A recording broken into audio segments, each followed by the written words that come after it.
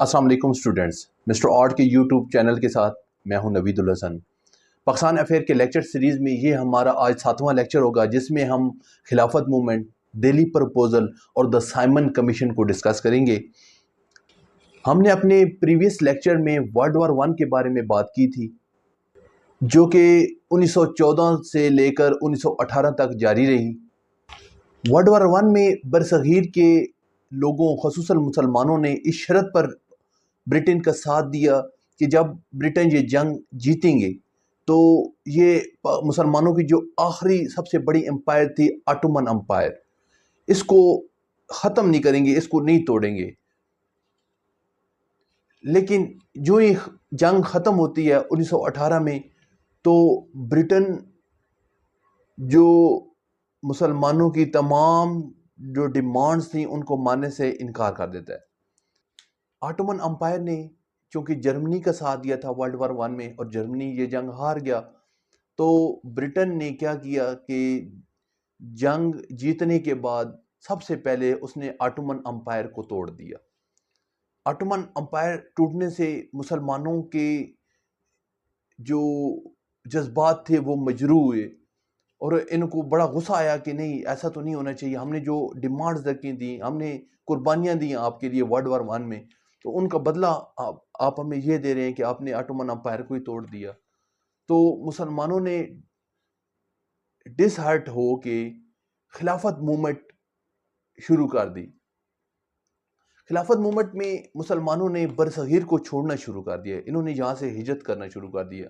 مسلمان بہت زیادہ تعداد میں افغانستان کی طرف ہجرت کر رہے تھے۔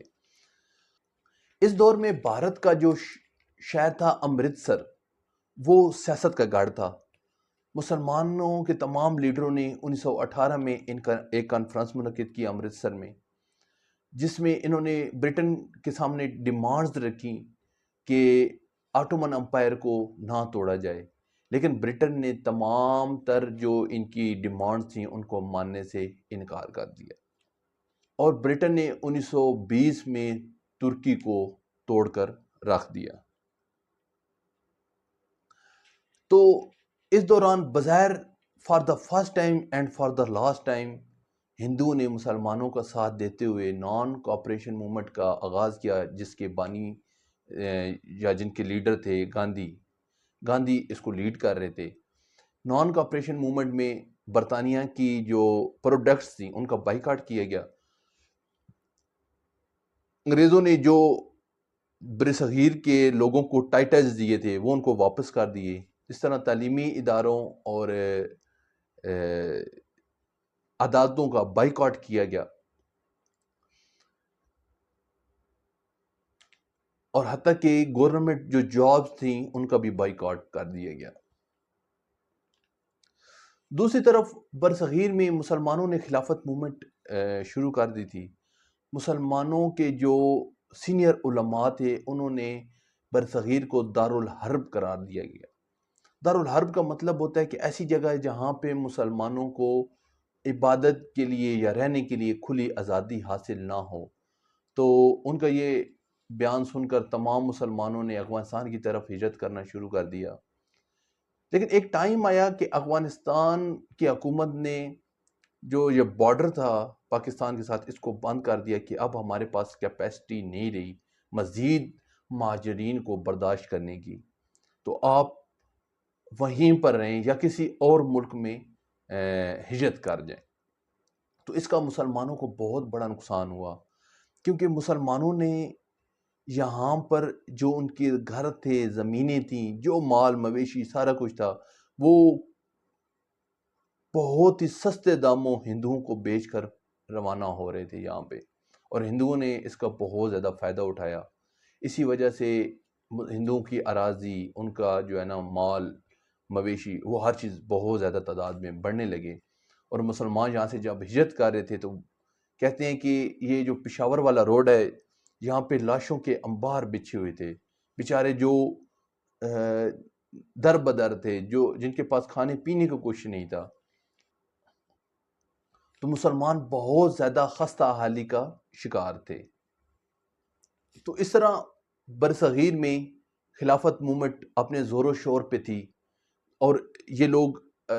جہاد کے لیے ترکی کے لیے روانہ ہو رہے تھے، کافی تعداد میں ہمارے جوان روانہ ہو رہے تھے، لیکن وہاں سے جب خبر آئی کہ ان کے جو سپریم لیڈر ہیں، جو ان کے لیڈر ہیں، نام تھا کمال اتا ترک، انہوں نے خود ہی آٹومن امپائر کو ختم کیا، خلافت کو ختم کیا، اور وہاں پہ انہوں نے صدارتی نظام حکومت رائج کیا۔ کمال اتا ترک کو ترکی کا بانی کہا جاتا ہے، جو نیو ترکی ہے اس کا بانی کہا جاتا ہے، حتیٰ کہ انہوں نے بہت زیادہ مظالم کیے، انہوں نے اسلام کو بہت زیادہ نقصان پہنچایا، بہت سارے علماء کو کشتی کے ذریعے انہوں نے مروا دیا، علماء بہت زیادہ تعداد میں علماء شہید ہوئے، جس کا بہت زیادہ نقصان ہوا۔ اور جو ریسنٹ ترکی ہے یہ ایک فاشی کا اڈا بن گیا تھا۔ جب برصغیر کے مسلمانوں نے یہ خبر سنی کہ ان کی عوام اور ان کے لیڈر مل کر وہ خود ہی خلافت کو ختم کرنا چاہتے ہیں، تو یہاں پہ خلافت موومنٹ کا خاتمہ ہوا۔ نان کاپریشن موومنٹ جو اپنے زور و شور پہ تھی، 5 فروری 1922 کو چورا چوری ایک علاقہ تھا، وہاں پہ ایک موب تھا، ایک جلسہ آیا تھا، تو پولیس نے اس کے اوپر فائرنگ کی، تو بہت سارے افراد وہاں پہ زخمی ہو گئے۔ تو جو وہاں کے لوکل افراد تھے انہوں نے وہاں کے تھانہ کو گھیرے میں لے کر اس کو جلا دیا، اور اس میں 11 جو اہلکار تھے وہ زندہ جل گئے تھے، تو جس کی وجہ سے یہ دیکھ کر گاندھی نے نان کوآپریشن موومنٹ کا بھی خاتمہ کیا۔ تو 1922 کے بعد مسلمانوں اور ہندوؤں کے درمیان بہت زیادہ تعداد میں قتل و غارت شروع ہو گئی، ایک دوسرے کے بہت سخت مخالف ہو گئے، تو اس حد تک ہو گئے تھے کہ اب جو ہندو لیڈرز تھے وہ سیپریٹ الیکٹوریٹ کے خلاف پروپیگنڈا کر رہے تھے کہ جی اس کو ختم کیا جائے، اور پنڈت نہرو جو تھے ان کے لیڈر تھے، انہوں نے ڈیمانڈ رکھی تھی قائد اعظم کے سامنے کہ آپ اگر اس کو ختم کرتے ہیں سیپریٹ الیکٹوریٹ کو، تو ہم آپ کی باقی جو ساری ڈیمانڈز ہیں ان کو تسلیم کر لیں گے۔ تو یہاں پر قائد اعظم محمد علی جناح نے پروپوزل ایک دیا کانگریس کو، تو قائد اعظم محمد علی جناح نے 1927 کو دلی میں مسلم لیڈرز کی ایک کانفرنس منعقد کی، وہاں پہ ایک میٹنگ ہوئی، تو وہاں پہ ڈیمانڈز رکھی گئیں۔ اس میٹنگ کے دوران فیصلہ ہوا کہ سندھ اور ممبئی کو الگ کیا جائے، WFP اور بلوچستان کو الگ کیا جائے،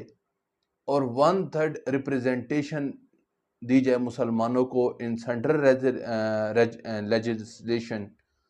اور جو بھی اس کے بعد اسمبلی میں بل پاس ہوگا اس کو 3/4 میجورٹی کے ساتھ پاس کیا جائے گا، اور پنجاب اور بنگال جو مسلمانوں کے اکثریتی صوبے تھے، وہاں پر جو ریپریزنٹیشن ہے وہ اکارڈنگ ٹو پاپولیشن ہونی چاہیے۔ تو یہ پرپوزل تھا قائد اعظم محمد علی جناح کا۔ تو اس پرپوزل کو سن کر جو آل انڈیا مسلم لیگ تھی اس کی 2 جماعتیں بن گئیں، ایک شفیع لیگ اور ایک قائد اعظم لیگ۔ شفیع لیگ نے کہا نہیں یہ پرپوزل غلط ہے، ہمارا سیپریٹ الیکٹوریٹ ہی ہونا چاہیے، جبکہ قائد اعظم محمد علی جناح اور ان کے ساتھ جو لیڈر تھے وہ کہتے تھے نہیں، سیپریٹ الیکٹوریٹ کے بجائے اگر ہمیں یہ چیزیں، ہماری یہ ڈیمانڈز قبول کر دی جائیں تو یہ ہمارے لیے فائدہ مند ہے۔ ہندوؤں کے لیڈروں نے شروع میں تو قائد اعظم کی کچھ ڈیمانڈز کو تسلیم کر دیا، لیکن آہستہ آہستہ تمام ہندو لیڈرز نے ان ڈیمانڈز کو ریجیکٹ کیا، انہوں نے کہا نہیں یہ ہمیں قابل قبول نہیں ہے۔ تو اس کے بعد برٹش گورنمنٹ نے اس چیز کو دیکھتے ہوئے کہ یہاں پہ حالات بہت زیادہ بگڑ رہے ہیں،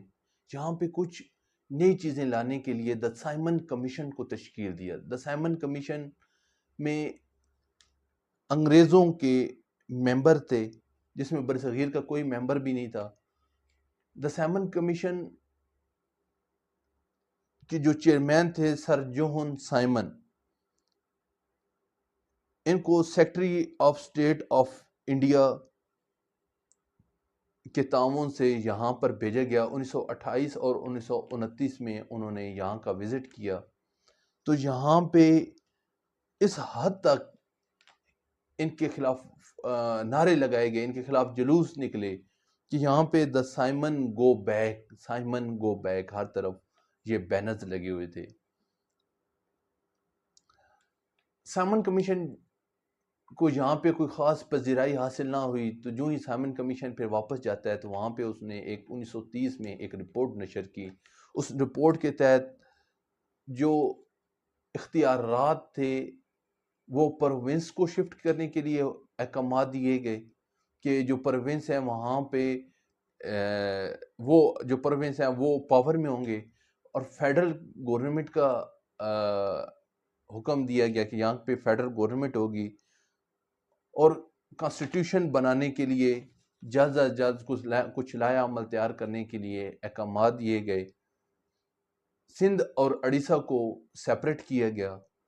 گورنر کو صوبوں میں بہت زیادہ پاور دی گئی، اور صوبوں میں ذمہ دار حکومت کو